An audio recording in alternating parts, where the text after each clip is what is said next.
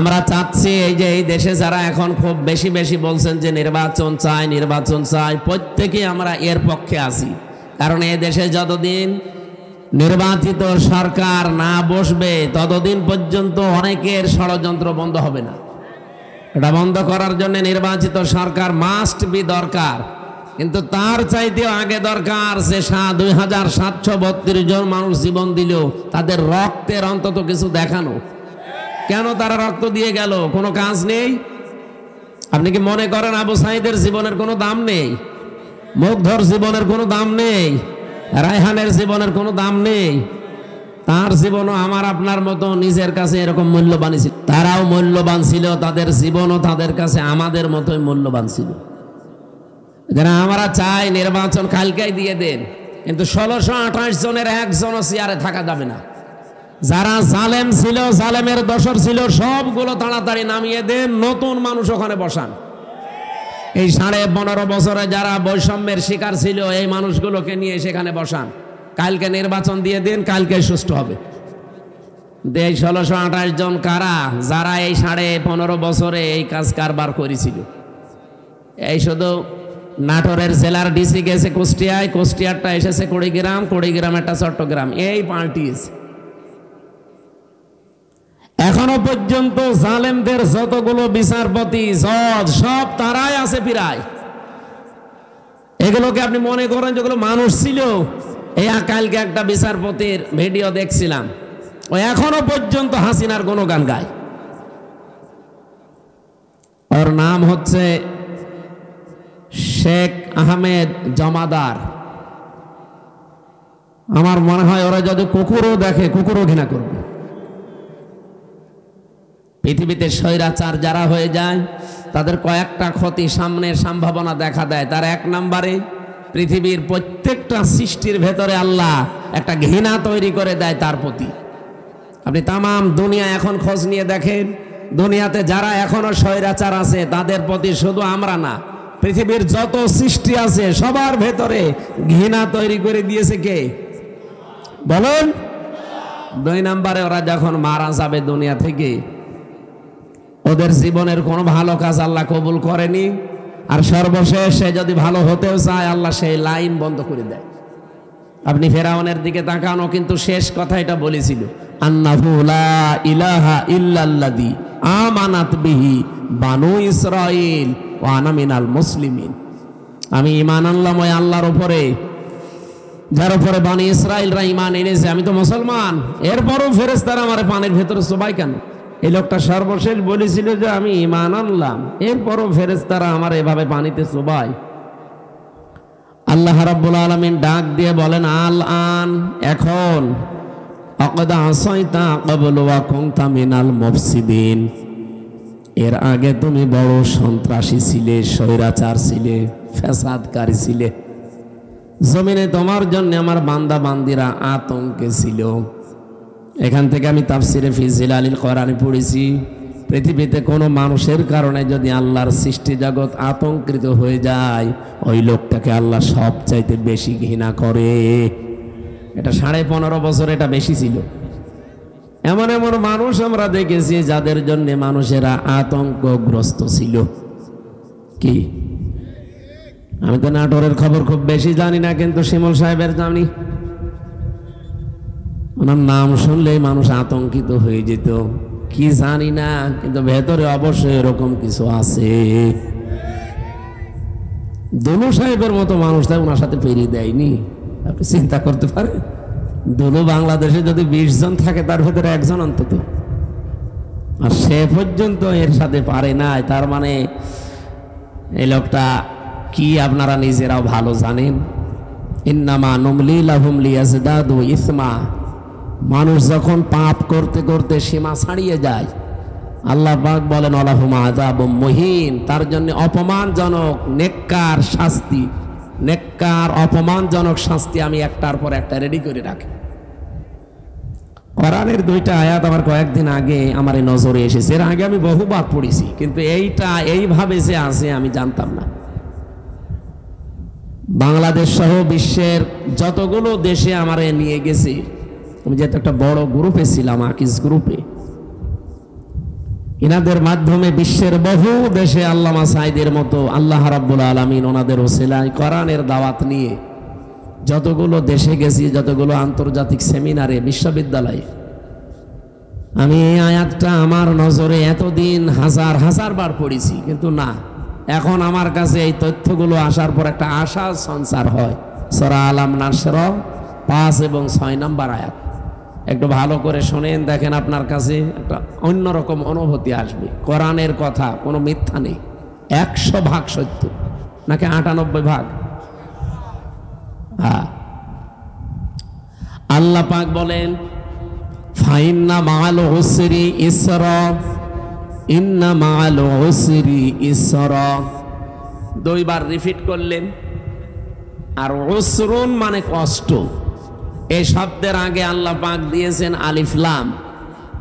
কোন শব্দের আগে আলিফ লাম আসলে 4টা অর্থ বের হয়। 1 নাম্বার, এটা নির্দিষ্ট করার জন্য, এটা মারেফা, এর আগে আল্লাহ মা দিয়েছেন, এর আগে ইন্না দিয়েছেন, এর আগে ফা দিয়েছেন। তাফসিরে মুফাসসিরিন ইকরাম 42টার উপরে আমি বসে বসে মিলিয়েছিলাম যে দেখি কোনটার কি বক্তব্য আয়াতের ব্যাপারে। আমার আশ্চর্য লেগেছে, ফি জিলালিল কোরআন মুফাসসির বোঝাতে চেয়েছেন পৃথিবীতে কোনো মানুষ যদি একটা কষ্ট সহ্য করে 3টা কারণে, এই এদিকে তাকান, হচ্ছে না, আপনি যদি দুনিয়ায় কষ্ট পেয়ে থাকেন একটা কারণ, কয়টা? না, 3টা। কষ্ট পেলেই হবে না, কষ্ট যদি আপনি পেয়ে থাকেন 3 কারণে। আল্লাহ কষ্টের পরে কথা বলতে গিয়েছেন ইসরা, এর আগে আলিফ লাম দেয়নি, এটা নাকেরা, অনির্দিষ্ট শব্দ।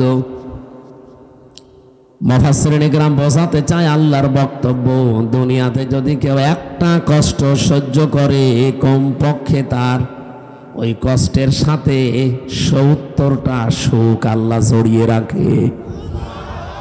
না, এ পর্যন্ত আপনারা কিছুই বোঝেননি, আন্দাজে সুবহানাল্লাহ বলেছে। এবার আমি ব্যাখ্যায় দেখছি, টিকায় পড়েছিলাম, একটা কষ্ট যদি কেউ সহ্য করতে পারে দুনিয়ার এই ময়দানে, কারণ কয়টা বললাম? বলেন বলেন। 3 কারণের বাইরে যদি কষ্ট পান, তার জন্য আপনার জন্য 70টা সুখ আল্লাহ রেডি করবে না? নেই। হাসিনাও কিন্তু কষ্ট পেয়েছিল, কিন্তু এই 3 কারণের বাইরে। এবার আসেন তো, এই 3 কারণের কষ্ট আমাদের জীবনে আছে কিনা? 1 নাম্বারে যদি আপনি কষ্ট পেয়ে থাকেন আল্লাহর জন্যে, 2 নাম্বারে রাসূলুল্লাহর জন্যে, 3 নাম্বারে মানবতার জন্যে। কষ্ট কয়টা? 3টা বলেন কেন? 1টা। কারণ কয়টা? এই 3 কারণের ভেতরে যে কোনো 1 কারণে যদি দুনিয়ায় কেউ একটা কষ্ট পেয়ে থাকে, আল্লাহ যেহেতু মার পরে আলিফ লাম দিয়ে নির্দিষ্ট করে দিয়েছেন কষ্ট একটা, কিন্তু ইসরাটা নির্দিষ্ট নেই। কমপক্ষে 10 থেকে 70টা পর্যন্ত সুখ, শান্তি, কল্যাণ দুনিয়া আখিরাত মিলে আল্লাহ তার সাথে জড়িয়ে রাখবে। আর 15.5 বছরে আমরা যারা সত্যিই কষ্ট পেয়েছি, কেউ আল্লাহর জন্যে, কেউ রাসূলুল্লাহর জন্যে, কেউ মানবতার জন্যে। এই কথা বললেন না? অবশ্যই এই 3 কারণের বাইরে অনেকে কষ্ট পেয়েছে, তাদেরটা আমি তাফসিরে পড়ি নাই, এজন্য বাদ।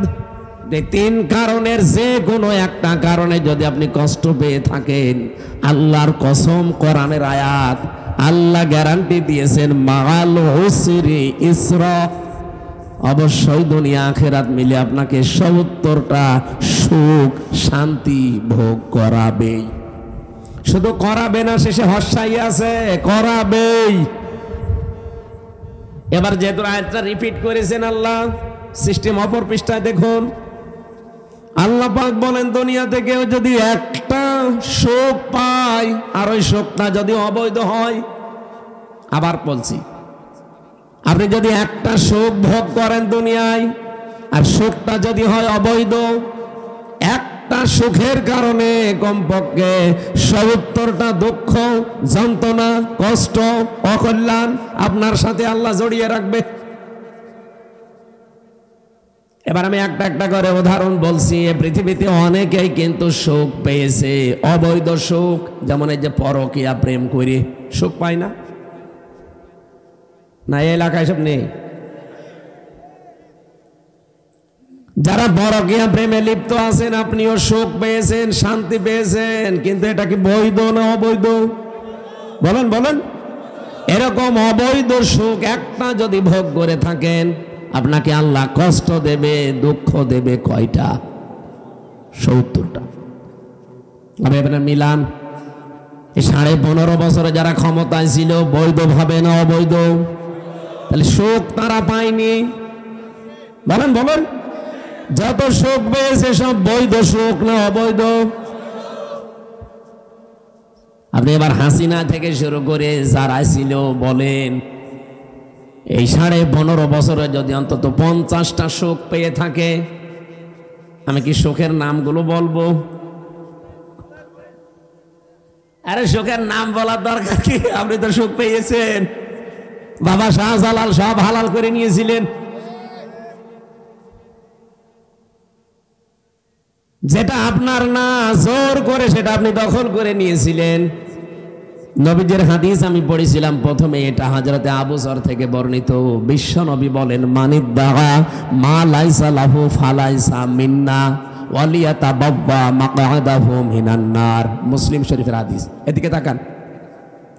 1 নম্বরে নবীজি বলেন, দুনিয়ার এই ময়দানে যেটা তোমার না, জোর করে যদি ওটা কেউ জোর জবরদস্তি করে দখল করে নেয়, 2টা শাস্তি তার জীবনে মাস্ট বি হবে।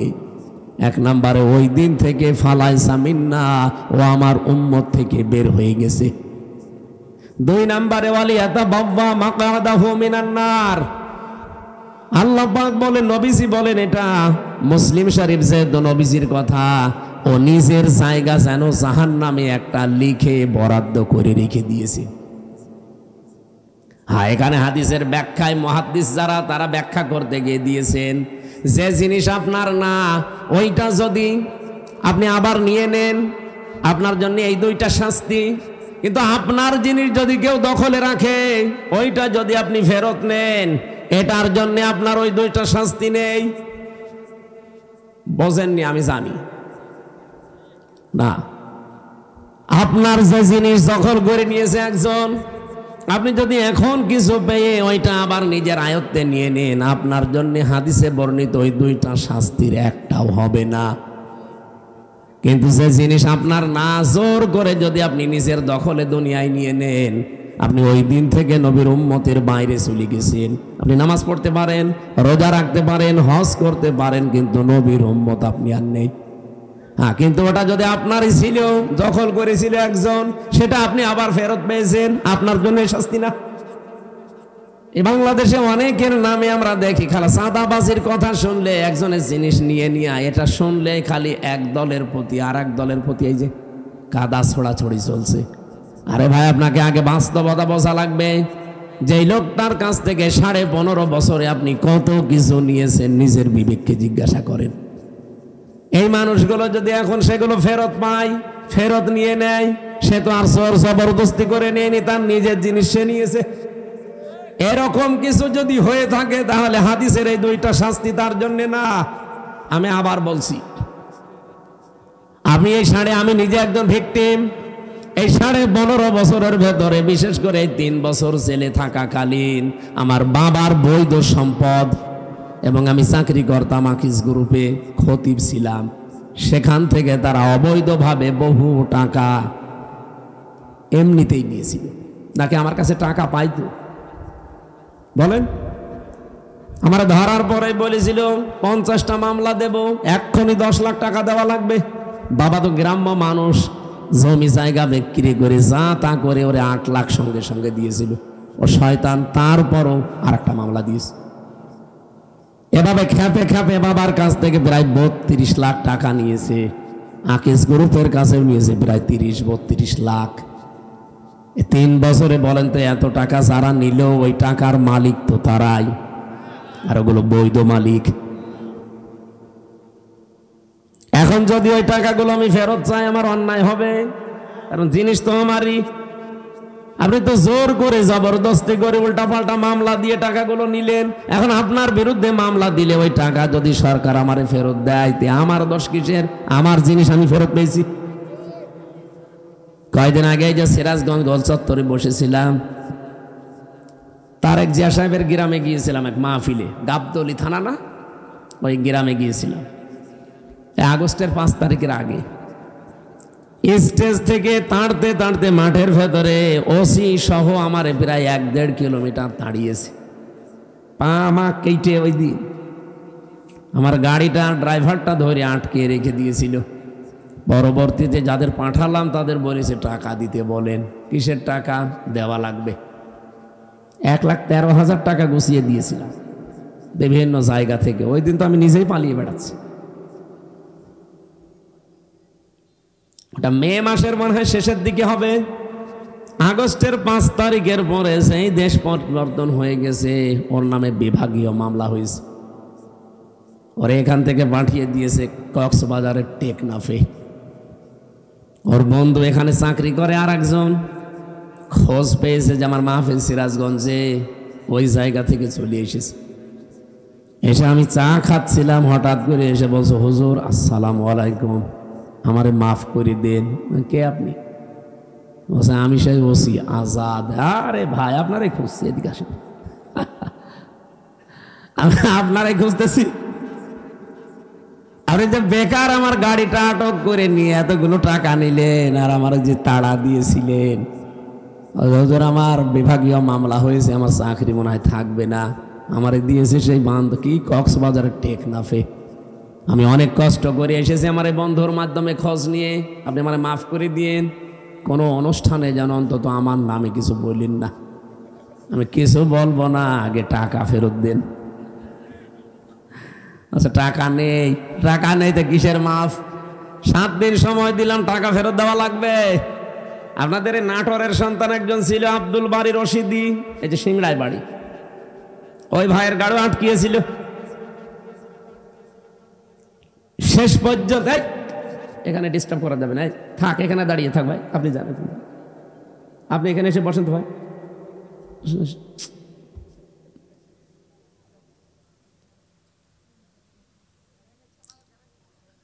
কথা বলা যাবে না ভাই। ওনারা যেই বলেছে ভাই 7 দিন সময় দিলাম, টাকা ফেরত দেওয়া লাগবে, নয়তো কিন্তু আমি এখন যে ডিএমপি কমিশনার আছে সাজ্জাদ হোসেন, আমি কিন্তু জায়গা মতো বলবো, আত্মীয় আমার, হুজুর টাকা দিয়ে দেব। 7 দিন পরে 1 লাখ টাকা ফেরত দিয়েছে। বাংলাদেশের মনে হয় এটাই প্রথম ইতিহাস যে পুলিশ টাকা ফেরত দেয়।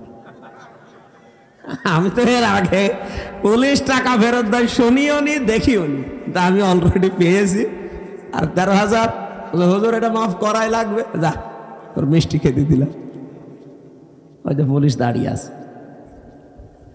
পুলিশ কারো কাছ থেকে টাকা নিলে ফেরত দেয়, এটা প্রথম ইতিহাস। এখন ওই টাকা যে ফেরত দিল, আমি কি জোর করে নিয়েছি নাকি আমার টাকা আমি নিয়েছি বলেন? তো এরকম করে যারা এই 15.5 বছরে বহু টাকা বিভিন্ন জায়গায় দখল করে নিয়েছিলেন, ওই টাকা এখন আমাদের ফেরত দেন। আমি আশা করছি কি বোঝাতে চাই আপনি বুঝেছেন। সুতরাং যারা এতদিন মাল কামিয়েছেন, বাংলায় বললাম, এ টাকাগুলো যার কাছ থেকে নিয়েছেন তার ফেরত দিয়ে দিন, নাই তো সে আপনার কাছে যে নেবে তখন তার নামে আপনি বদনাম বের করবেন। উনি জোর জবরদস্তি করে, সাদাবাজি করে, সাদাবাজি করেছে, তার জিনিস ফেরত নিয়েছে। এরকম যত জায়গায় যার জিনিস ছিল সবগুলো ফেরত নেন। ইসলামী ব্যাংক যাদের, তারা ফেরত পেয়েছে। আরো কিছু আছে, আমরা চাই সবগুলো তার ফেরত দিয়ে দেন, নিজে দুনিয়া থেকে মুক্ত হন।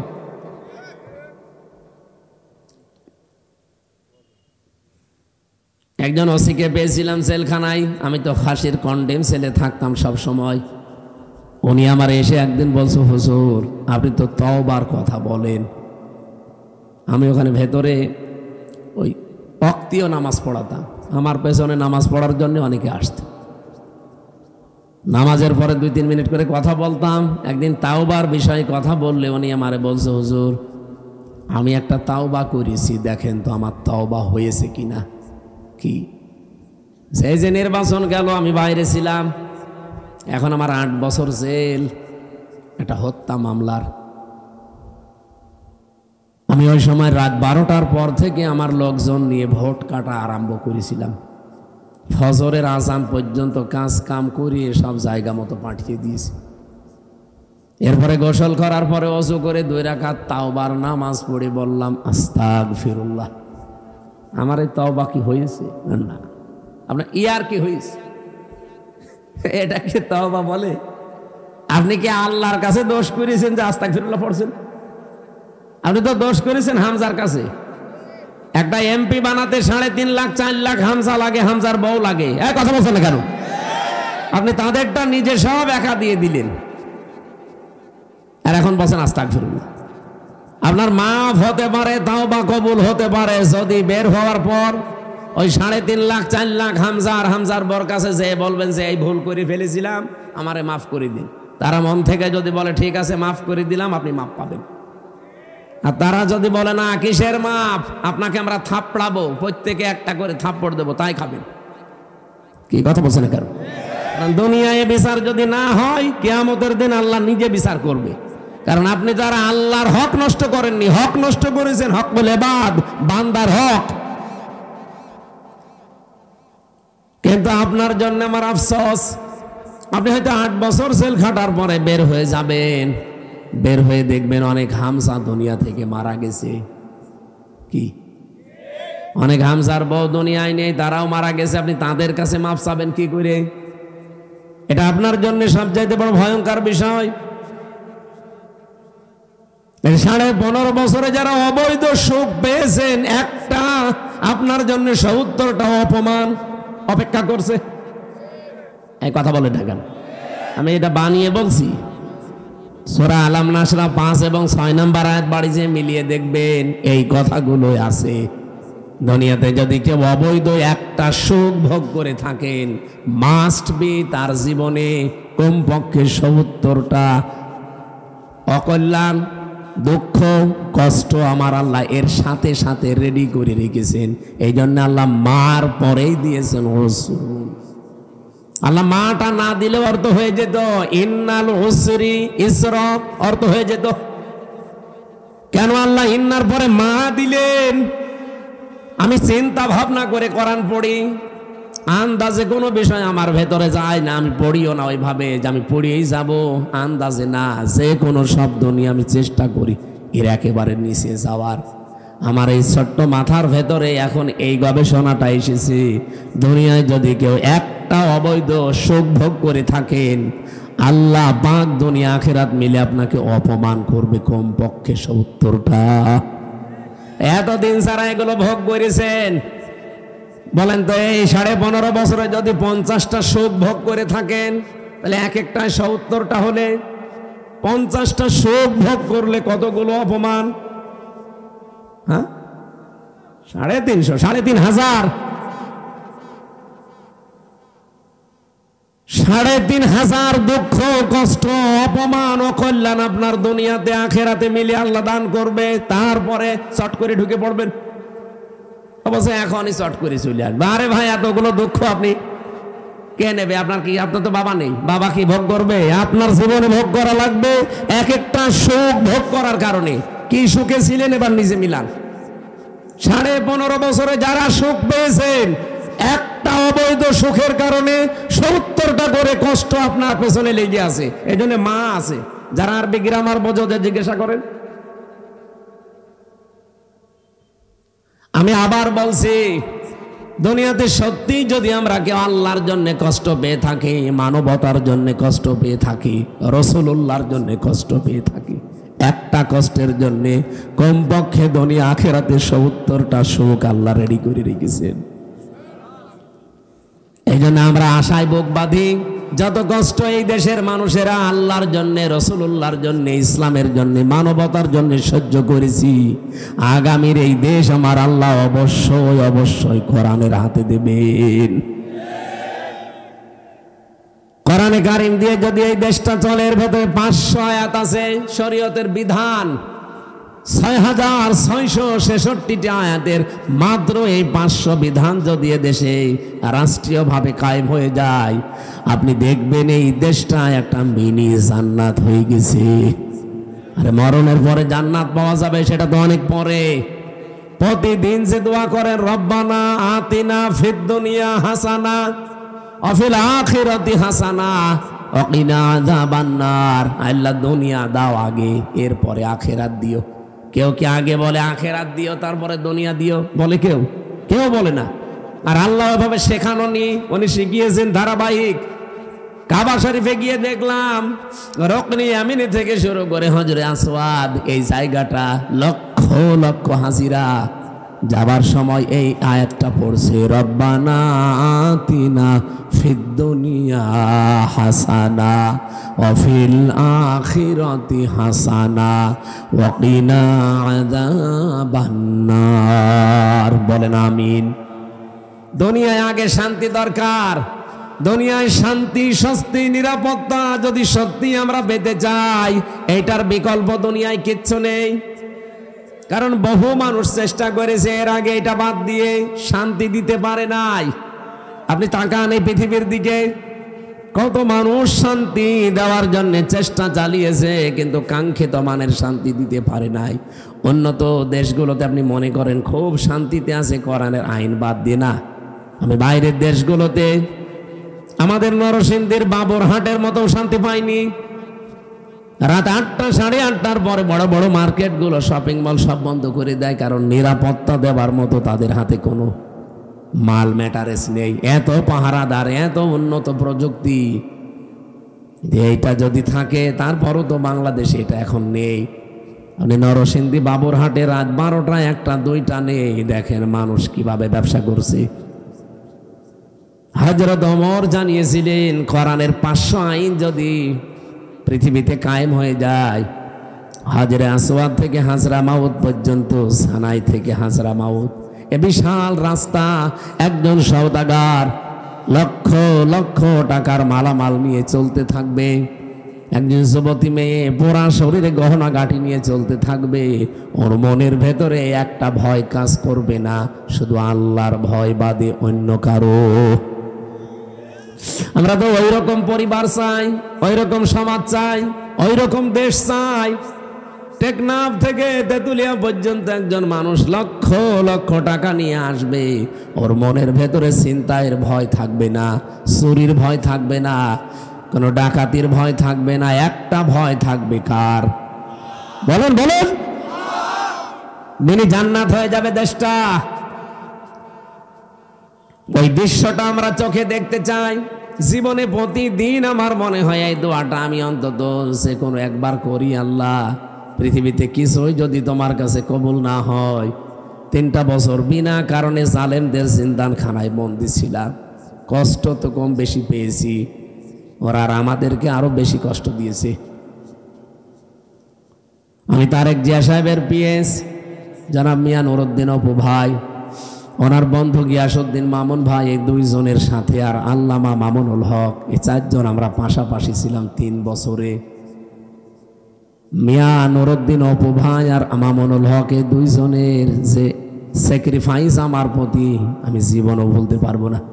এই জন্য যেখানে যাই আমি অপু ভাইয়ের জন্য, মামুন ভাইয়ের জন্য, মামুনুল হকের জন্য আগে দোয়া করে নেই, আল্লাহ পাক দুনিয়া আখিরাতে তাদের যেন উত্তম পুরস্কার দান করেন। বহু কষ্ট পেয়েছে লোকগুলো বিনা কারণে, বিশেষ করে অপু ভাইয়ের মতো মানুষ। এখন পরিবর্তন হয়ে গেছে যতটুকুই, কি কষ্ট দিতে এই মানুষগুলো। 24 ঘন্টা সিসি ক্যামেরা লাগিয়ে, 2 জন পাহারাদার আমাদের 4 জনের জন্য আলাদা বসানো, 24 ঘন্টা তালা লাগানো, ফাঁসির কন্ডেম ছেলে। মনে হচ্ছে আমরা কি করেছি। খালি ওনাদের তারেক জিয়ার সাথে সম্পর্ক আর আমাদের ইসলামের সাথে সম্পর্ক, এই তাছাড়া আমার কি দোষ পেয়েছিল বলে? আমার মামলা দিয়েছে আমি নাকি আনসারুল্লাহ বাংলা টিমের প্রধান, কি অসাতা আমি জানি।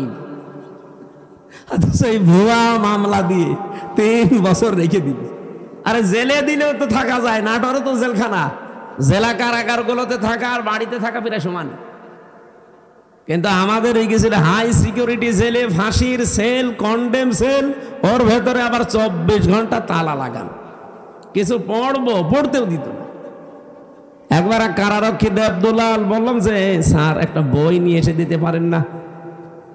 হুজুর আমার সুন্দর সুন্দর বই আছে, একটা নিয়ে দেব। এসে দেখি দিয়েছে বঙ্গবন্ধুর আত্মজীবনী। এটা পড়ি করবো কি? না, অনেক জ্ঞান আছে এর ভেতরে। পড়েছিলাম, ওরাটা কি করবো, কোনো বই নেই তো, সারাদিন সারা রাত ওই বই। কয়েকদিন পরে থেকে আবার দায়িত্বে এসেছে, বললাম যে ওই বই শেষ হয়ে গেছে, আর একটা ভালো বই নিয়ে এসে দেন। এবার নিয়ে এসে বঙ্গবন্ধুর ছেলেবেলা। আপনি আর বই পান না? বলছে ওখানে বঙ্গবন্ধু কর্নারে শুধু এই বই আছে। পরের দিন আর একটা বই দিল, বঙ্গবন্ধুর চীন সফর। রাগ করে বললাম আপনি আর কোনো বই নিয়ে আসবেন না।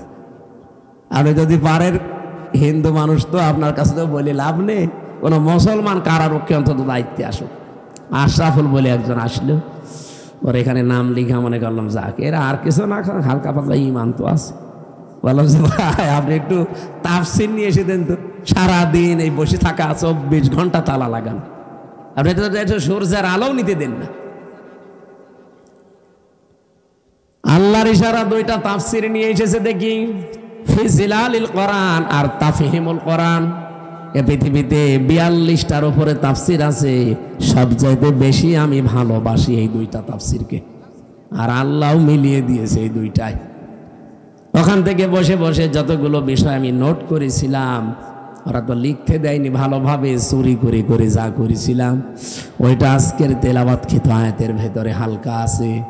আমার এবার কোরআন থেকে আরম্ভ করি নাকি কষ্ট হয়ে যাচ্ছে, একটু বেশি সময় হয়ে গেল। জবান খুলে সূরা মুলকের 2 নাম্বার আয়াত, মাত্র একটা আয়াত পড়েছি। এ মাথার ভেতরে আয়াত নিয়ে যত কথা সাজানো আছে, সারা জীবন যদি বলা যায় তাও শেষ হবে না, এত কথা আছে আয়াত। আমরা তাফসির আকারে পড়বো এবং তাফসির আকারে বলবো ইনশাআল্লাহ। জবান খুলে কোরআনের সোনালী আয়াত পড়েন। আউযু বিল্লাহি বিসমিল্লাহির রহমানির রহিম।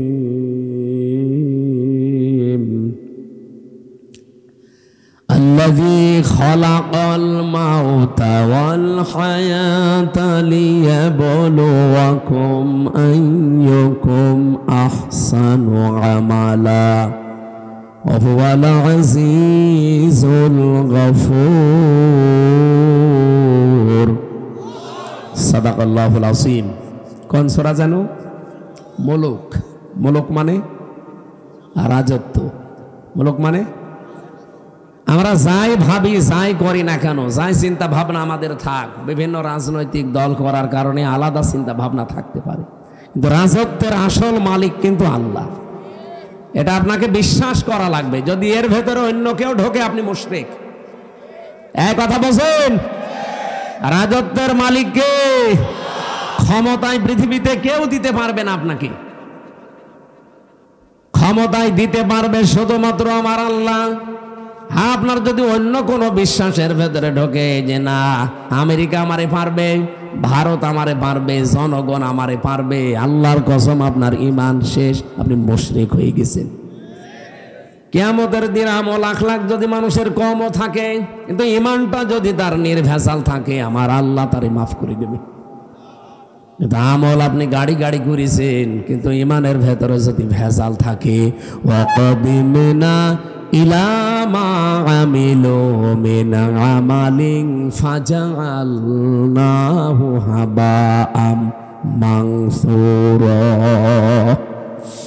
এই পৃথিবীতে কোনো মানুষ যদি শিরিক যুক্ত আমল নিয়ে আল্লাহর কাছে হাজির হয়, যে এই দেখেন, ওর আমলটা দেখার পরে আল্লাহ ধুলি কণার মতো ওর মুখের উপর নিক্ষেপ করবে। আল্লাহর এক বান্দা আয়াতটা নিয়ে চিন্তা করছিলেন। এক বাজারে গেছে বাজার করার জন্যে, হঠাৎ বাজারওয়ালা দোকানদারকে 100 টাকার একটা নোট দিয়ে বাজারগুলো সদাইগুলো দিয়ে দেন। উনি টোট এভাবে উলট পালট করে বলছে, হুজুরে টাকা চলে না, অচল টাকা, এর মাঝে যে একটা দাগ থাকার দরকার ওটা নেই, এটা জাল টাকা, ভেজাল, আপনি নিয়ে যান, অন্য সময় দিয়ে যাবেন। যেই বলেছে এটা জাল অচল, উনি সেন্সলেস হয়ে গেছে। লোকজন এসে বলেছে, দোকানদার এই লোকটাকে মেরেছেন। বলছে না, আগে ওর হুঁশ ফেরান। পানি দিয়ে বাতাস দিয়ে যখন হুঁশ ফিরিয়ে এসেছে, ওরে জিজ্ঞাসা করছে, ভাই আপনি অজ্ঞান হয়ে গেলেন কেন? লোকটা বলছে, দেখেন ওকে আমাকে কিচ্ছু বলে নাই, মারিও নাই, বকাবকিও করে নাই, শুধু টাকা দিয়েছিলাম। টাকাটা উলট পালট করে বলছে এটা জাল টাকা, অচল, চলে না। আমার জীবনে একটা ধাক্কা লেগেছে যে আমারও তো একটা টাকার নোট আছে, তার নাম হায়াত। তার নাম কি বলেন বলেন? আমার তেলাওয়াত কিন্তু আয়াতের দ্বিতীয় শব্দই কিন্তু এইটা, আল্লাযী খালাকাল মাউতা ওয়াল হায়াতা। আল্লাহ বলেন আমি তোমাদের মউত আর হায়াত বানিয়েছি। লোকটা ডাক দিয়ে বলছে আমারও একটা হায়াত আছে, একটা নোট আছে টাকার, তার নাম এই 50, 60, 70 বছরের হায়াতের জিন্দিগি। আমি যদি এখনই মারা যাই, রব্বুল আলামিন যদি আমার হায়াতটা হাতে করে বলে বান্দা এটা অচল, চলে না।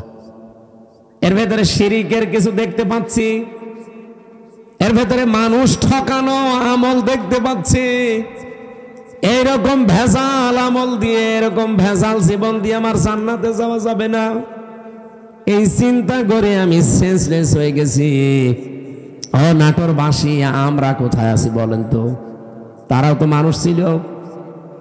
কুল্লু নাফসিন যায়িকাতুল মাউত ওয়া ইন্নামা তুওয়াফাউনা উজুরাকুম ইয়াউমাল কিয়ামাহ। সূরা আলে ইমরান 4 নাম্বার পারা 13 নাম্বার পৃষ্ঠা 13 নাম্বার লাইনের 185 নাম্বার আয়াতের প্রথম অংশে আছে। এটা তাফসিরে ইবনে কাসিরে পাবেন। রব্বুল আলামিন বলেন প্রত্যেকেই কিন্তু মারা যাবে। এদিকে তাকান। এখানে যারা আমরা আছি খুব বেশি হলো আর 60 বছর, 70 বছর, খুব বেশি হলো 100 বছর পরে একজনও থাকবেন না। নতুন মানুষ এই জায়গায় এসে জমিন চাষ করবে। কথা বলেন না কেন? তার মানে 100 বছর পরে আমরা যারা এখানে আছি, নারী পুরুষ সবাই কবরের বাসিন্দা। মাত্র 100 বছর। আর যদি 200 বছর পরে আপনি এই নাটোরের এই জাঠিয়ান এলাকায় এসে যদি বলেন এই বাড়ি আমার, ওই বাড়িতে ওই সময় যারা বসবাস করবে তারা আপনাকে চেনে না, কি? আর আপনিও তাদেরকে চেনেন না, কিন্তু বাড়ি ঘর আপনার, আপনি চিনতে পারছেন। এখন এসে যদি বলেন এই বাড়ি আমার, আল্লাহর কসম আপনাকে ঢুকতে দেবে না। আমি আমার নিজেরটা বলছি, এই যে কোরআন আমার সামনে, আমি জেলখানায় গিয়ে এগুলো আরো বেশি উপলব্ধ করতে পেরেছি, কারণ একা একা থাকতাম। আমার বাবার নাম রিয়াজউদ্দিন, তার বাবার নাম জাহান আলী, তার বাবার নাম নমাজ আলী। এরপরে আমি আর চিনি না, সত্যি কথা বলছি, এরপরের পুরুষ আমি আর চিনি না। আর আমি নমাজ আলীকে দেখি নাই, আমি জাহান আলী পর্যন্ত দেখেছি। এখন এই নমাজ আলীর বাবা মাত্র 70-72 বছর আগে মারা গেছে। এই লোকটা এখন যদি এসে বলে কুষ্টিয়ায় এই 2 তলা বাড়ি আমার, এই ভিটা আমার, ওর দাঁত মুখ খুলে ফেলবো না? ভণ্ডামি করা যায় কাপড়? কিসের নমাজ আলীর বাবা আপনি? আমি তো নমাজ আলীকে চিনি না। এক কথা বলছেন না কেন? বলেন তো আমার বাবা রিয়াজউদ্দিন, জাহান আলী, নমাজ আলী, তারপরে আমি চিনি না। আমি তাও 3 পুরুষ পর্যন্ত বললাম। এ ভাইরে জিজ্ঞাসা করেন তো, 3 পুরুষও পারবে না? খুব 2টা পারবে মনে হয়। তাহলে ওনার 3 পুরুষের আগে 4 নাম্বারটা যদি এখন এসে নাটোরে ওনার বাড়িতে বলে যে এটা তো আমার বাড়ি ছিল, আমি এখানে থাকতে চাই, কসম আল্লাহর যত বড় দাড়ি হোক ও বাড়ি উঠতে দেবে না। বলবো আপনার জায়গা না থাকলে মসজিদে থাকেন, সকালবেলা চলে যান। এই যে পাশের জেলা রাজশাহী, 3 দিন আগের ঘটনা কি ঘটেছে দেখেছেন? 4টা ছেলে মেয়ে লোকটার, অথচ ট্রেনের নিচে মাথা দিয়ে মরে গেল। 4টা ছেলে মেয়ে, 8 মাস আগে তার বউটা মারা গেছে। না, আমি শুধুমাত্র ওই ছেলে মেয়েকে দোষ দেই না, ওই বাবারও দোষ আছে। কারণ কোরআনে কারিমের যে নির্দেশগুলো ছিল সন্তান হওয়ার পরে 11টা, আপনি খালি জন্ম দিয়ে ছেড়ে দেবেন তা না। ওই 4টা ছেলে মেয়েকে যদিও কোরআনে বর্ণিত 11টা শিক্ষা দিত, যেই বৌমা 2টার কারণে লোকটা আত্মহত্যা করলো, ওই রকম বউ ছেলেরা 14টা বাদ দিয়ে দিত। আমাদের জাতির পিতা হযরত ইব্রাহিম আলাইহিস সালাম তার সন্তান ইসমাইলকে বলেছিলেন যে তোমার ঘরের চৌকাঠটা পাল্টিয়ে ফেলো, তার মানে তোমার এই বউর আচরণ ভালো না। এরে পাল্টিয়ে ফেলো। উনি কিন্তু বুঝে ফেলেছিলেন যে বাবার মনে দুঃখ দিয়েছে, এই জন্য এখানে একটা মাসলা বের হয়। আপনার বাবা যদি ইসলামী কোনো কারণে আপনার বউ বাদ দিয়ে দিতে বলে, বাবার কথা অনুযায়ী বউ বাদ দেওয়া যায়, কিন্তু 4 কারণে। আপনি বাবা ওই যে যৌতুকের টাকা পাইনি এই জন্য বাদ দিতে বলছে, ওই রকম বাবার কথা মানা যাবে না। এরকম বাবা আছে না, যে চাহিদা ছিল সে পর্যন্ত হয়তো পূরণ করতে পারেনি। এমনকি অনেকে এই যে বরযাত্রী নিয়ে যাওয়ার সময় ছেলের বাবা এই কথা বলে যে বিয়ায় আমি কিচ্ছু চাই না, শুধু 500 লোক খাওয়াবেন। আপনি কি ফকির নাকি? আর বরযাত্রী যাওয়ার এই সিস্টেমটা বন্ধ করা দরকার। এটা ইসলাম না, এটা হিন্দুদের কালচার। কোথায় পেয়েছেন এই সিস্টেম? বরযাত্রী ইসলামে আছে, ইসলামে আছে অলিমা। অলিমা ছেলের বাড়ি হয় না মেয়ের বাড়ি হয়? আর যে বরযাত্রী কোন বাড়ি? কোথায় পেয়েছেন ভণ্ডামি? এটা বাদ দেওয়া লাগবে আজকেই। যারা এখানে আছেন মুসলমান, অন্তত অন্য ধর্মের লোক নেই, আজকে থেকে হিন্দুদের এই কালচার বাদ। কোন বাড়িতে কেউ বরযাত্রীর দাওয়াত দিলে যাবেন না। বলে না ও হারাম, আমি খাবো কোন কারণে? কারণ মেয়ের বাবা যদি মন থেকে আপনাকে কিছু না দেয়, যা নেবেন একটা পান নিলেও পানটাও হারাম। আর আপনি মরণের খাওয়া খান, যে 10 পিস করে গোস্ত খায়, তারপরও বলে না কিছুই হয়নি। তোর হবে কি করে? ও তো রাক্ষস। বরযাত্রী যাওয়া যাবে? গিয়েছেন কোনদিন? এটা বন্ধ করা লাগবে। অলিমা করবেন, অলিমা করা যায় যাচ্ছে। আমি এই কথাটা 3-4 বার বলতাম না, কারণ আমার ছেলে নেই, আমার 3টা মেয়ে, আমার আবার বাঁচা লাগবে না। যদিও ইসলামেও আছে, তারপরও আমার নিজেরও বাঁচা লাগবে ভাই। বারবার করে বলছি, বরযাত্রী যাওয়া, অলিমা করা হয় ছেলের বাড়িতে, ছেলের বাবারা বুঝুক না। এই যে এই লোকটা ট্রেনের নিচে মাথা দিয়ে মরে গেল, এই যদি ছেলে মেয়েকে আল্লাহর পরে মা বাবার স্থান, এটা যদি কোরআন থেকে হাদিস থেকে ছোটবেলা থেকে শেখাতো এই দিনটা, তাহলে এই 2টা ছেলে ওর বউ দরকার হয় বাদ দিয়ে দিত, তারপরও বাবাকে ভাবে বাড়ি থেকে বের করে দিত না। লোকটা সারাদিন বাড়িতে জায়গা পায়নি, শেষ পর্যন্ত স্টেশনে না খেয়ে সারাদিন ছিল, সকালবেলা যে মরে গেছে। এরকম সন্তান যেন কারো না হয়। আরে সন্তানের তো শুধু দোষ না ভাই, আপনি ওইভাবেই তৈরি করেছেন তাকে। আল্লাহর পরে যে আপনার স্থান সে তো জানেই না। এখানে মাসলা হচ্ছে, বাবার কথা যদি শরীয়ত সম্মত হয়, বাবা যদি বলে বউ রাখা যাবে না, এর ভেতরে আমি শরীয়তের এই জিনিসগুলো ভুল পাই, তাহলে বাদ দিয়ে দেওয়া লাগবে। কিন্তু মায়ের কথা শুনে বউ তালাক দেওয়া জায়েজ না। এই মাসলাটা মনে রাখবেন। বাবার সম্মান কিন্তু মায়ের চাইতে খুব বেশি না, 3 গুণ বেশি মায়ের মর্যাদা। কয় গুণ? কিন্তু মায়ের কথা শুনে কেউ বউ তালাক দেওয়া জায়েজ নেই, কারণ শাশুড়ির সাথে আর বৌমার সাথে সম্পর্ক মেয়ে আর মায়ের মতো জীবনও হয়নি, হবেও না। আর যেখানে হয় সেটা একেবারে সোনায় সোহাগা। শাশুড়ি যারা এসেছেন, বৌমা যদি আপনার ছেলেকে ভালোবাসে বেশি, তার সাথে অন্তত অন্তরঙ্গ থাকে বেশি, অনেক শাশুড়ি বলে আমার বৌমা আমার ছেলের দখল করে ফেলেছে। আরে আপনার তো নামাজের সেজদায় পড়ে শুকরিয়া আদায় করা দরকার যে আপনার ছেলে অন্তত শুধু বউ নিয়ে ব্যস্ত থাকে, অন্য জায়গায় লাইন করে না। ছেলের সুখের জন্য একটু ছাড় দেওয়া যায় না? এখানে যারা শাশুড়ি বসে আছেন, অবশ্যই আপনাকে ছাড় দেওয়া লাগবে, কারণ আপনার ছেলের সুখের জন্য 10 মাস 10 দিন আপনি কষ্ট করেছিলেন, 22 থেকে 25 বছর একাধারে কষ্ট করলেন। এখন আরেকজনের হাতে অন্তত সে আছে, তার সুখের জন্য একটু স্যাক্রিফাইস করা লাগবে আপনাকে। এরকম শাশুড়ি আমরা চাই। এরকম মা আমাদের দরকার নেই। এই মার এদিকে মন পাওয়া যায় না, ওদিকে বর মন পাওয়া যায় না, শেষে আমরা রোগী হয়ে যাই। এরকম পরিবার দেশে নেই? বলেন ভাই, নেই না? সম্মানিতা শাশুড়ি যারা আছেন, আপনাদের আমি হাতে পায়ে ধরে বলছি, আপনার বৌমার সাথে আপনি মেয়ের মতো ব্যবহার করেন। পরিবারে হানকা শান্তি আনতে হলে এটা আপনার লাগবেই। খালি খাই নাই এ করে করে যে অশান্তি তৈরি করে রাখেন ছোটখাটো জিনিস নিয়ে। হয়তো বৌমার জন্য 1000 টাকার একটা শাড়ি কিনেছে, মায়ের জন্য 800 টাকা দিয়ে 200 টাকা কম বেশি এই ঝগড়া চলছে। আমি কি বেশি বলে ফেললাম? এরকম পরিবার দেশে নেই? আপনি মনটা উদার করতে পারেন না যে আমি তো সারা জীবন অন্তত ভোগ করেছি, এখন যুবতী মেয়ে ওরা করুক। আর আপনার বাইরের মানুষ তো আপনার ছেলের অন্তরঙ্গ, ও একটু শান্তিতে থাকলে আপনার ছেলেও শান্তিতে থাকবে। বহু পরিবার এরকম অশান্তি দেখি শুধুমাত্র এই শাশুড়ির ছোট মনের কারণে। নাকি নাটোরে আমার মনে হয় বেশি বলা হয়ে গেল, আছে এরকম মানুষ আমি জানি। সম্মানিতা মা বোন যারা এসেছেন, বিশেষ করে পুত্রবধূ, আপনি আর 100 বছর পরে বললাম তো থাকবেন না, আল্লাহর কসম, দুনিয়া যেহেতু থাকার জায়গা না, শাশুড়িকে নিজের মায়ের মতো ভাবতে শুরু করেন আজকে থেকে। তো মুরব্বী মানুষের কিছু উল্টা পাল্টা হতেও পারে, নিজের মা বাবা ভুল করলে তো মাফ করে দেন। আর অন্যের মা এখন মনে করছেন শাশুড়ি তো আমার মা না, কিছু হলে স্বামীর কানে তুলে দেন, তার মনটাও তো খারাপ হয়ে যায়। আর আমি নিজে একজন স্বামী, যত স্বামী এখানে বসে আছে প্রত্যেক স্বামীর পক্ষ নিয়ে বলতে পারি, আপনি যদি সত্যি আমার মন চান, আমার মাকে বাবাকে নিজের মা বাবার মতো আপনাকে মনে করা লাগবে, নাই তো জীবনও আপনি আমার মন পাবেন না।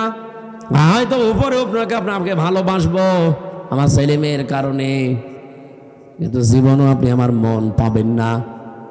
আশা করছি এটা একটু ছাড় দেবেন, নিজের মা বাবার মতো আপনি মনে করে দেখেন, দেখেন পরিবারটা একটা মিনি জান্নাত হয়ে যাবে।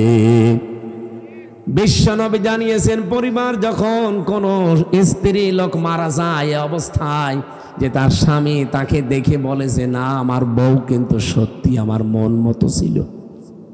নবীজি বলেন, এই স্বামী স্ত্রীর লাশ দেখে যদি গ্যারান্টি দিতে পারে ওই স্ত্রী জান্নাতি। নামাজ পড়ে নাই, রোজা রাখে নাই, পর্দা করে নাই, কথাগুলো এখানে নেই। খাদিজাতুল কুবরার পুরা জীবনী পড়লাম, জীবনে 1 ওয়াক্ত নামাজ পড়েননি, একটা রোজা রাখেননি, জীবনে একদিনের জন্য পর্দায় থাকেননি, জীবনে একটা হজও করেননি, একটা টাকা যাকাতও দেননি। কিন্তু তাকে আমার আল্লাহ নিজে সালাম পাঠিয়েছেন। এই একজন মাত্র মহিলা পৃথিবীতে যাকে আল্লাহ নিজে সালাম দিয়েছেন, আর নিজে জান্নাতে ঘর বানিয়ে তার জন্য সুসংবাদ পাঠিয়েছেন এই একটা মাত্র মহিলা। অথচ জীবনে কোনোদিন নামাজে 1 ওয়াক্ত পড়েননি, একটা রোজা রাখেননি, জীবনে একদিনের জন্য পর্দায় ছিলেন না। কারণ কি? কারণ এগুলো সব নাজিল হয়েছিল তার ইন্তেকালের পরে। কথা বোঝেন? এই বিধানগুলো সব নাজিল হয়েছিল তার ইন্তেকালের পরে, এজন্য উনি করতে পারেননি। কিন্তু আল্লাহ তাকে সালাম দিয়েছেন এবং ঘর জান্নাতে বানিয়ে আলাদা তার জন্য পাঠিয়েছেন। এমন একটা ঘর খাদিজার জন্য আল্লাহ বানিয়ে রাখলেন যে ঘরের ভেতরে কোনো নয়েজ নেই, কোনো আওয়াজ নেই, গোলমাল মুক্ত। তার জীবনী পড়তে গিয়ে আমি ব্যাখ্যায় পেয়েছি এটা একটাই মাত্র কারণ। কি? একটাই মাত্র কারণ, হযরতে খাদিজাকে আল্লাহ জান্নাত দেওয়া, সালাম দেওয়া, যে জীবনে কোনো দিন তিনি স্বামীর মনে একদিনের জন্য দুঃখ দেয়নি। স্বামী যখন বাইরে থেকে আসতো ঘরটা নয়েজ মুক্ত রাখতেন, আওয়াজ মুক্ত রাখতেন, একটা নির্মল শান্ত পরিবেশ তৈরি করে দিতেন ঘরটায়, মনে হচ্ছে বাইরে থেকে এসে জান্নাতে আছে। আল্লাহ এত খুশি হয়েছিলেন স্বামীর এই আচরণটায়, নিজে সালাম তো পাঠিয়েছেন, আবার জান্নাতে ওরকম একটা আলাদা ঘর বানিয়ে সুসংবাদ পর্যন্ত দিয়েছে। আমি নিজে স্বামী সহ যত স্বামী এখানে বসে আছি, আমি গ্যারান্টি দিয়ে বলতে পারি, একটা স্বামী এখন হাত তুলতে পারবেন যে জীবনে কোনো দিন একদিনের জন্য আমার স্ত্রী আমাকে একটা দুঃখ দেয়নি? হাত তোলেন তো। নেই।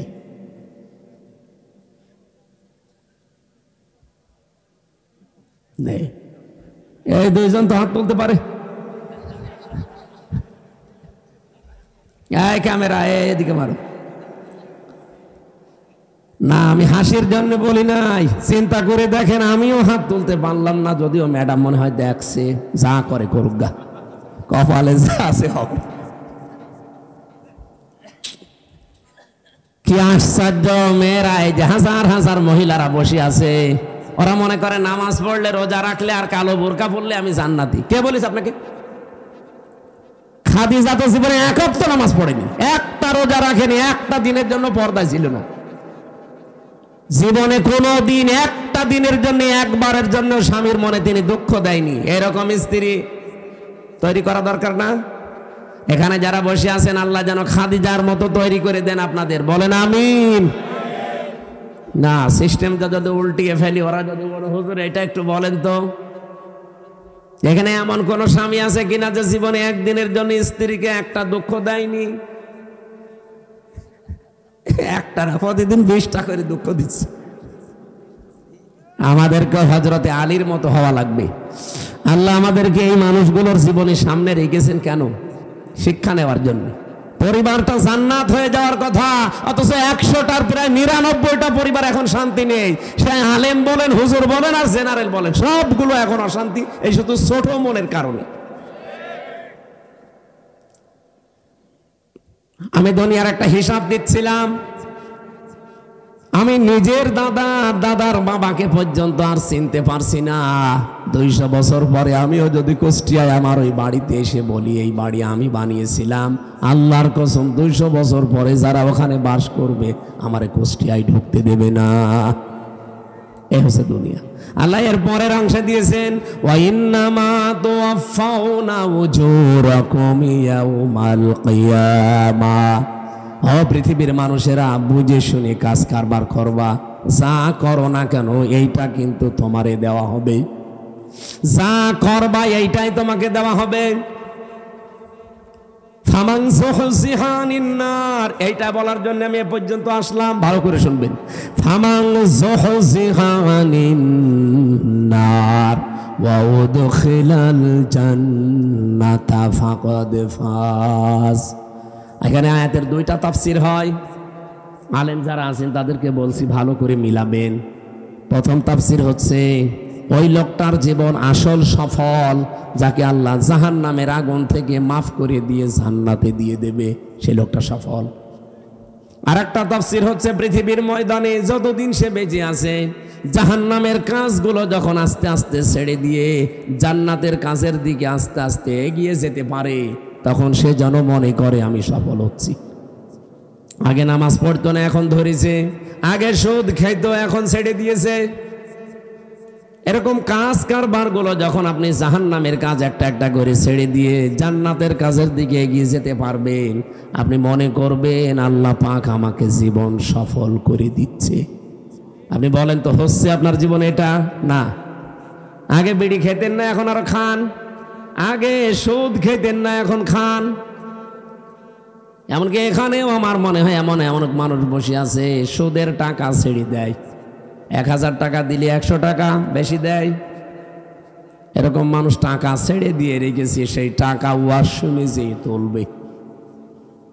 এরকম মানুষ নেই? অলরেডি টাকা ছেড়ে দিয়ে এসেছে, ওয়াশ শেষ করে কালকে যে ওই টাকা তুলবে, সুদের টাকা। নাকি এলাকা এখনো শুরু হয়নি? এটা কারা কারা সুদের টাকা ছেড়ে দেবেন? হাত তোলেন তো। একজু তা দাঁড়িয়েলা মানুষ। আপনি কয় টাকা ছেড়েছেন? না, যারা এগুলো ছেড়েছেন আপনি না খেয়ে মরে যান ভাই।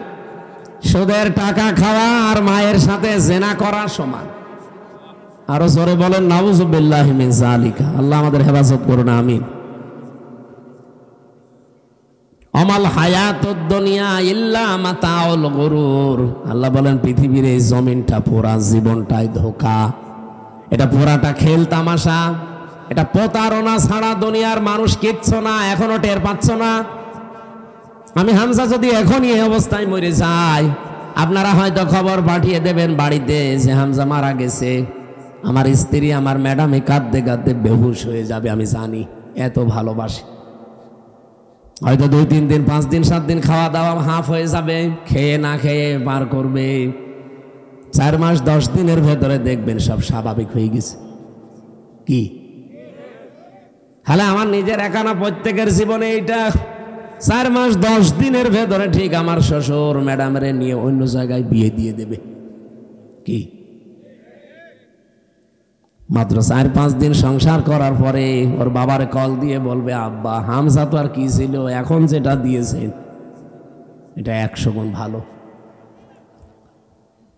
এই হচ্ছে দুনিয়া। আল্লাহ এইটা আমাদের বুঝিয়েছেন যে আমাল হায়াতুদ দুনিয়া ইল্লা মাতাউল গুরুর। যে হায়াত শব্দটা আছে না, এইটার ব্যাখ্যা করার জন্য আমি আয়াত পড়লাম। আপনাদের কষ্ট হচ্ছে নাকি ভাই? আর আধা ঘন্টা থাকা যাবে না? অনেক ব্যস্ত মানুষ আছে তো, এই জন্য আমি তাড়াতাড়ি করছি। এনার আবার চলে যাবে তো। আমার ভাইরা, আল্লাহ রাব্বুল আলামিন শুরু করলেন আয়াতের শুরু থেকে দেখবেন আল্লাযী খালাকাল মাউতা ওয়াল হায়াতা, আমি এমন আল্লাহ কি তোমাদের মউত আর হায়াত আমি বানিয়েছি। এবার চিন্তা করেন, আল্লাহ আয়াত শুরু করার আগে কিন্তু হায়াত আগে দেননি, আগে দিয়েছেন মউত। কি দিয়েছেন? মুফাসসিররা তাফসীর করতে গিয়ে লিখেছেন আল্লাহ পাক মানুষকে জানাতে চেয়েছেন, পৃথিবীর মানুষেরা পৃথিবীর যত উপরে ওঠো না কেন এই কথা সব সময় মনে রাখবা যে আমার মরা লাগবে। কি করা লাগবে? আমি প্রধানমন্ত্রী না, আমি সারা পৃথিবীরা যদি মরল হয়ে যায়, এই চিন্তা সব সময় পেছনে রাখবা যে আমার মরা লাগবে। তাহলে দুনিয়ার জীবনটা পরিচ্ছন্ন থাকবে। তোমার মৃত্যুটা এত কঠিন বিষয়, এই পৃথিবীর কোন মানুষকে যেহেতু ছাড়েন নাই, শ্রেষ্ঠ মানুষের নাম আমরা জানি মুহাম্মাদুর রাসূলুল্লাহ, তাকে পর্যন্ত মরণ ছেড়েছে। তাকে কিন্তু অফার দিয়েছিল আজরাইল এসে যে যতদিন থাকতে চান আপনি থাকতে পারবেন দুনিয়ার হায়াতে, এরপরে যখন আপনার ইচ্ছা হবে তখন আপনাকে আমি নিয়ে যাব। নবীজি জিজ্ঞাসা করলেন, ভাই আজরাইল, যদি আমি সত্যি থাকতে চাই কতদিন? যতদিন ইচ্ছা পারবেন, তারপরে মরা লাগবে। কারণ কুল্লু নাফসিন যায়িকাতুল মাউত, এটা সবার জন্যে। বিশ্ব নবী তখন ডাক দিয়ে বলেন, ফেরেশতা, মরাই যদি লাগে তখন এই নশ্বর দুনিয়ায় আমি আর থাকতে চাই না, আমার মাবুদের কাছে আমারে নিয়ে চলো। হযরতে আজরাইল নিজে বর্ণনা করেন যে আমি শুধুমাত্র তার বুকের উপরে হাতটা রেখেছিলাম, বিশ্বনবী মুহাম্মদুর রাসূলুল্লাহ চিৎকার দিয়ে বললেন, হাত সরাও। হাতটা সরিয়ে ফেলেছি। ফেরেশতা বলে, হুজুর, আমি আজ পর্যন্ত পৃথিবীতে কারো কাছে জান কবজের অনুমতি চাইনি, আজকেই প্রথম। আপনি হাত সরাতে বললেন, আমি কিন্তু জানি আল্লাহর পরে আপনার স্থান। এত আসানে এত সহজে দুনিয়ায় কাউকে আমি কবজ করি নাই, যত আসানে শুধু হাতটা রেখেছিলাম। নবীজি বলেন, আজরাইল, এটাই যদি তোমার হাত রাখা হয়, মনে হচ্ছে উহুদ পাহাড় আমার বুকের উপরে রেখে দিয়েছে। আমি মুহাম্মদের শরীরে পৃথিবীর মানুষের তুলনায় ৭০ জন মানুষের শক্তি আমার শরীরে। এত শক্তি আল্লাহ আমার এই শরীরে দেওয়ার পরে তোমার হাত রাখলে যদি আমি হাত সরাতে বাধ্য করতে পারি, যে আমার আর সহ্য হয় না, উহুদ পাহাড় মনে হচ্ছে। আমার গুনাহগার উম্মত যারা দুর্বল, এদের কি আচরণ করবা? যত কষ্ট আছে দুনিয়াতে মরণের, সব আমার বুকের ওপরে আজকে দাও। আমার এতিম উম্মত যারা আমার পরে দুনিয়ায় থাকবে, এদের মরণে এত কষ্ট দিও না। হযরতে আজরাইল ওই দিন একটা গ্যারান্টি দিয়েছিলেন, নবী আপনি চিন্তা করবেন না, আপনার উম্মত যদি পৃথিবীতে কোরআনে কারিমের সূরা বাকারার 255 নম্বর আয়াত, যেটা আয়াতুল কুরসি, এখানে 10টা ক্ষমতার কথা আছে আল্লাহর। আমি এমনিতে সূরা মুলুক পড়ি নাই।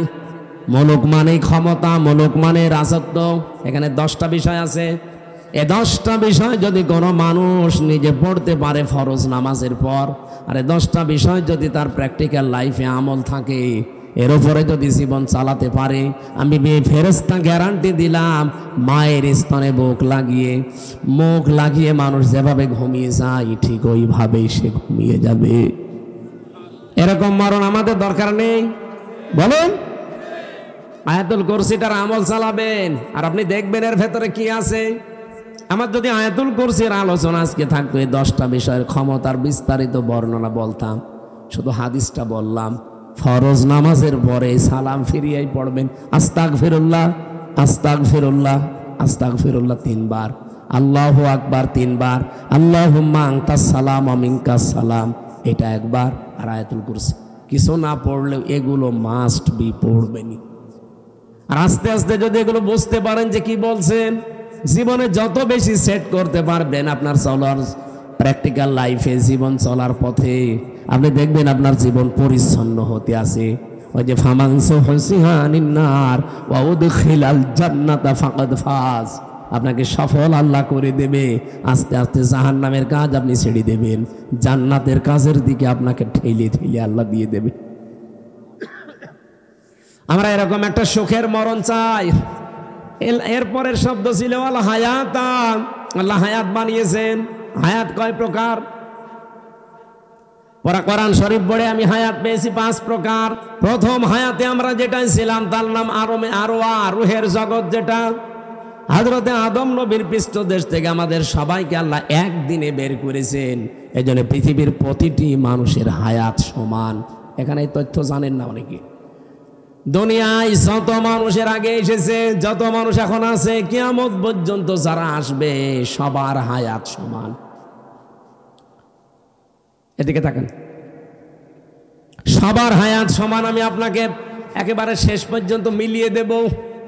আদম আলাইহিস সালামের পর থেকে দুনিয়ায় যারা এসেছে তারা 1000 বছর, 950 বছর এরকম হায়াত পেত, তারা ওই সময় থেকে চলে গেছে। এরপরে যারা আস্তে আস্তে সিরিয়ালে আসছে 150 বছর, 200 বছর, 50, 60 বছর পরে পরে চলে যায়, নতুন মানুষ আসে। এই যারা চলে গেল ওরা কোথায় যাচ্ছে?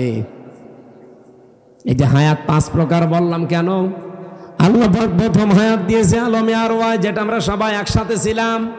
দ্বিতীয় হায়াতের নাম হচ্ছে আলমে বুতুন, যেটা মায়ের পেটে থাকা লাগে নির্ধারিত সময়, সর্বনিম্ন থাকা লাগে 6 মাস, সর্বঊর্ধ্বে 10 মাস 10 দিন, ওটা একটা নির্ধারিত পিরায়।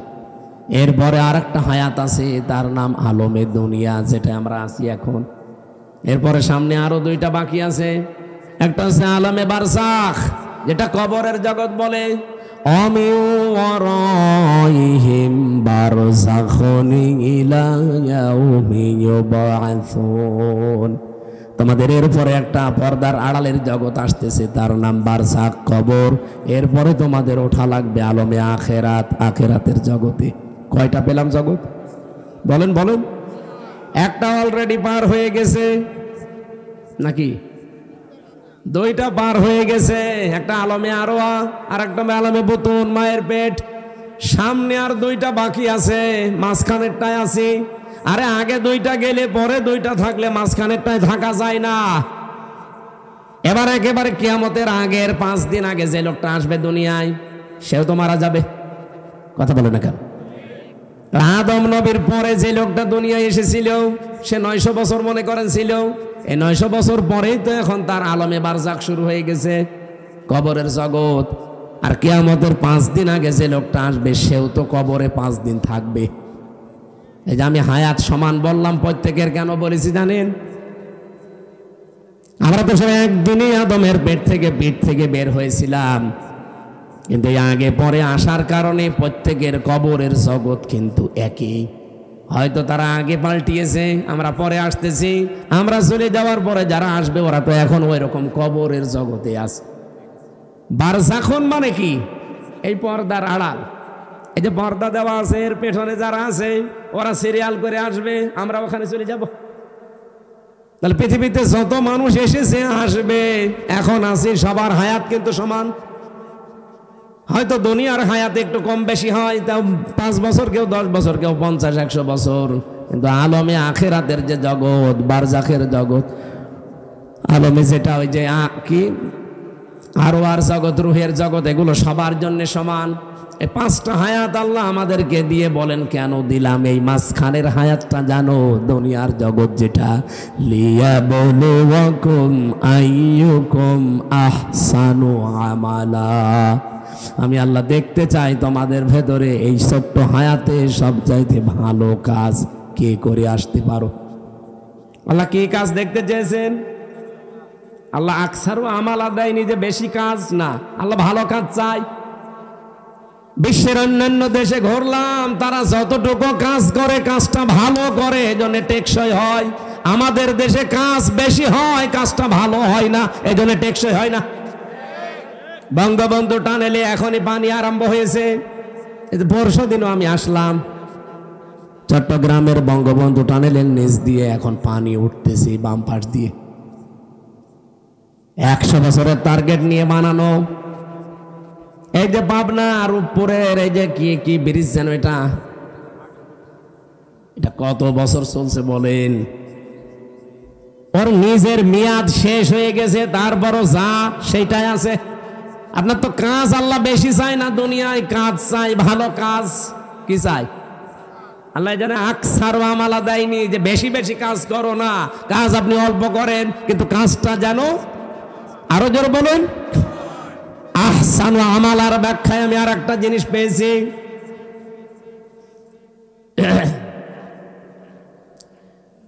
মরণের পরে যেহেতু একটা জিনিসের হিসাব আল্লাহ নিজে ধরবেন, তার নাম ওই যে মিজান। আমরা নাম শুনি যে মিজানের পাল্লায় আল্লাহ মাপ দিবেন।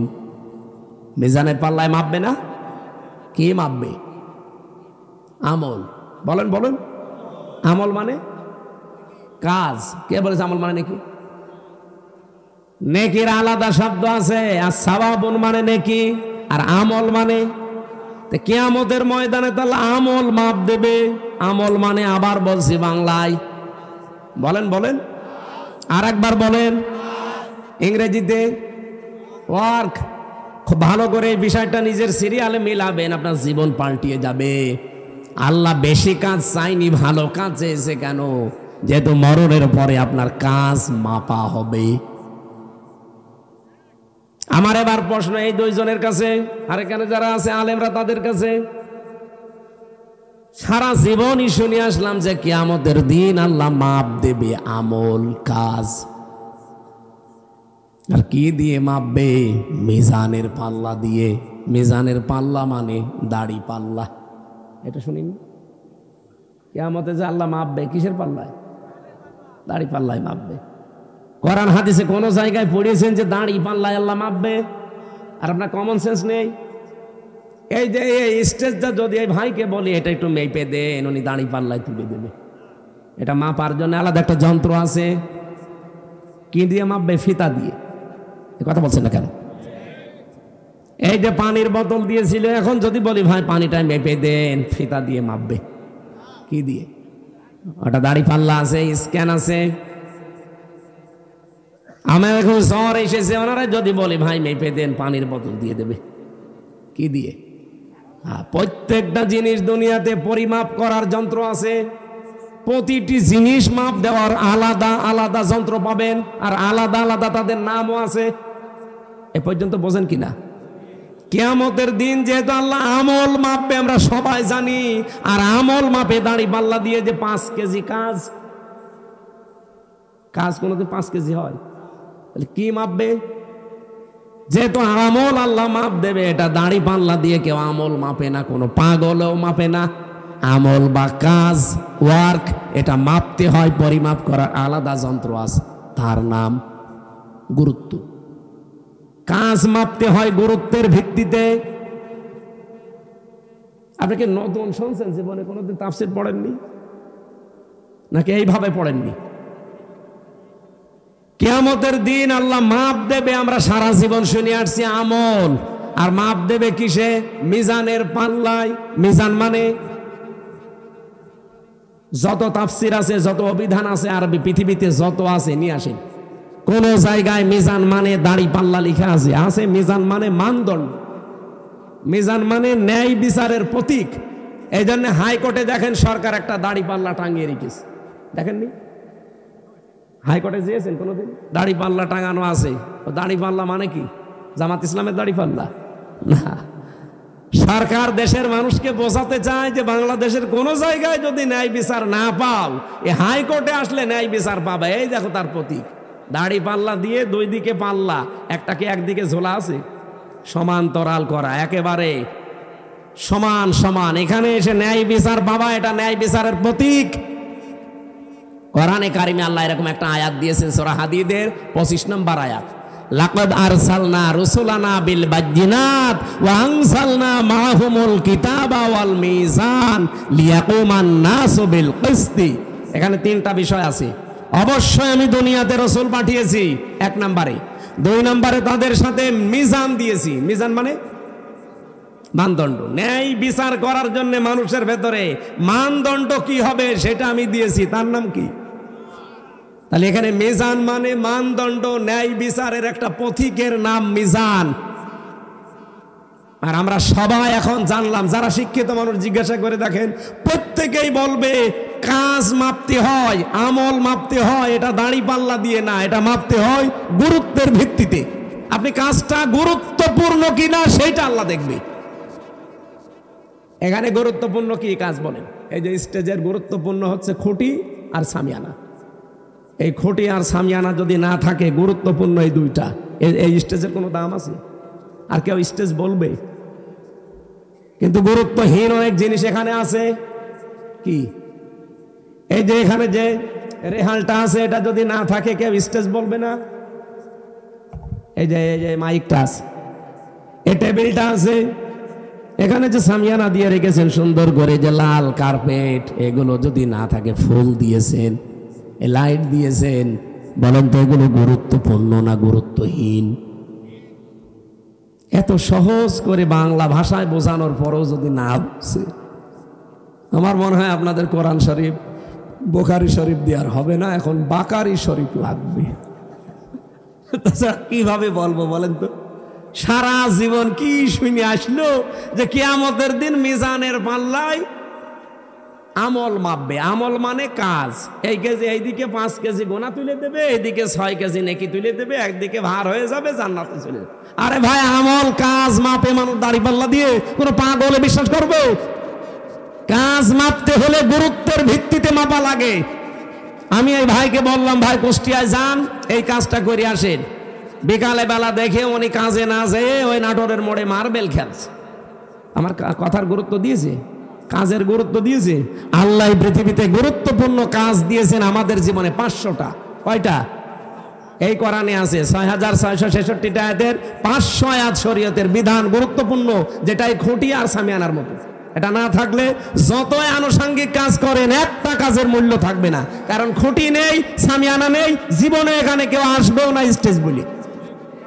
আমি আশা করি কথা কি বোঝাতে চাই আপনি বুঝেছেন।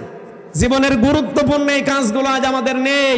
গুরুত্বহীন যেগুলো, এই টিস্যু বক্স, এই যে এইটা, এই যে সামিয়ানা, এই যে মাইক, এই কার্পেট, এগুলো না হলেও চলে। হয়তো ওইগুলো নিয়ে আমরা আজ মারামারি করছি। বলেন, ওইগুলো নিয়ে আজ বাংলাদেশে মারামারি, শুধু দল বেদলে বিভক্ত। অথচ এই 500 আয়াত নিয়ে কোনো জায়গায় মারামারি হয় না। এই 500-র ভেতরে একটা আইন হচ্ছে আল আকিমুদ্দিন ওয়ালা তাতাফাররাকু ফি। এই জমিনে আল্লাহর দ্বীন কায়েম করা লাগবে, এখানে কোনো ফতোয়াবাজি চলবে না। এই জায়গায় কোনো ফতোয়া নেই, যত ফতোয়া সব মাথায় টুপি কয়কলি দিয়েছেন এটা নিয়ে। আরে রাজশাহী, চাঁপাইনবাবগঞ্জ, নওগাঁ, নাটোর, এগুলোতে আরো বেশি। আমিন জোরে বলবেন, আসতে বলবে, এই নিয়ে মারামারি করে। গুরুত্বপূর্ণ কাজগুলো আগে করেন, কারণ কিয়ামতে আল্লাহ এইটাই মাপবে। মানুষের কাজ মাপতে হয়, আমল মাপতে হয় গুরুত্ব কি, গুরুত্বর সাথে। গুরুত্বহীন না গুরুত্বপূর্ণ, এইটা আল্লাহ দেখবে। আল্লাহ আমাদেরকে যেহেতু গুরুত্বপূর্ণ কাজ করার জন্য 4টা বিষয় আমি এখানে পেয়েছি। কোন কাজ আপনি আমি ভালো মনে করলে হবে না, এটার জন্য শর্ত 4টা। কাজটা ভালো কিনা শর্ত কয়টা? 1 নম্বরে কাজের জন্য জ্ঞান থাকা লাগবে, যেটা আমরা আরবিতে এলেম বলি। যে কোনো কাজ হাতে নেওয়ার আগে দেখতে হবে ওই বিষয়ে লোকটা জ্ঞানী কিনা। বাংলাদেশে এমন এমন মন্ত্রী ছিল, সারা জীবন পড়েছে আইন নিয়ে, আর তারে দিয়েছে খাদ্যমন্ত্রী, ওই যে টাকটা, গম চুরি করেছে। আরে ভাই, যে বিষয়ে পড়েছে আপনি তারে সেই বিষয় দেন। ও পড়লো সারা জীবন আইন নিয়ে, ওরে আপনি খাদ্য দিয়ে রেখেছেন, ও খাদ্যের কি বুঝবে? আমার কথা কি রাগ হচ্ছে? 2 নম্বরে নিয়ত থাকা লাগবে। এটা দুনিয়ার লোক দেখানোর জন্য আপনার হলে হবে না, এটা হওয়া লাগবে কার জন্যে? এই জন্য যারা কালেমা পড়ে লা ইলাহা ইল্লাল্লাহ, তাদেরকে আল্লাহ শিখিয়েছেন, তুই বল কুল ইন্না সলাতি ওয়া নুসুকি ওয়া মাহইয়ায়া ওয়া মামাতি লিল্লাহি রাব্বিল আলামিন। সূরা আনআম 8 নম্বর পারা 9 নম্বর পৃষ্ঠা 9 নম্বর লাইনের 163 নম্বর আয়াতে আছে তাফসিরে ফি জিলালিল কোরআন। আল্লাহ বলেন, নবী আপনি বলেন, আমার নামাজ, আমার কোরবানি, আমার বেঁচে থাকা, আমার মরে যাওয়া দুনিয়ার কারো জন্য না, সব আমি আল্লাহর জন্য করি। নিয়তটা পাকাপাকি করা লাগবে, লোক দেখানোর জন্য করলে হবে না ভালো কাজ। 3 নম্বরে ধৈর্য লাগবে। কি লাগবে? আর এখন মুসলমানদের সবচাইতে বড় সম্পদ এখন পৃথিবীতে এইটা, ধৈর্য ধারণ করা লাগবে। বাংলাদেশে অনেক ষড়যন্ত্র চলছে বিভিন্ন কায়দায়, ধৈর্য ছাড়া এখন আর উপায় নেই। আমি ষড়যন্ত্রের নামগুলো বলতে পারলাম না। 4 নম্বরে ইখলাস লাগবে। কি লাগবে? যতগুলো তথ্য এখানে আমি লিখেছি, এটা যদি একটা একটা করে সিরিয়াল করে বলতে যায়, এখন তো 11:30, এত রাত পর্যন্ত কথা বলা ঠিক না। আর কিছুক্ষণ পরে তাহাজ্জুদের নামাজ, ফজরের নামাজ। জেলে বসে যে কিছু নোট করেছিলাম, বাইরে এসে করেছি, সেগুলো দিয়ে মেয়েদের এই যে সাংসারিক জীবনে অশান্তি কেন, দাম্পত্য জীবনের কলহ এবং তার সমাধান কি করে করা লাগে আমি লিখেছিলাম। ওইটা কোথায় পাওয়া যায় জানি না, ওই গাড়িতে আছে মাদ্রাসায়। আপনারা যাওয়ার সময় মেয়ের জন্য বর জন্য নিয়ে পড়াবেন, পড়াটা 120 পৃষ্ঠা লিখেছি।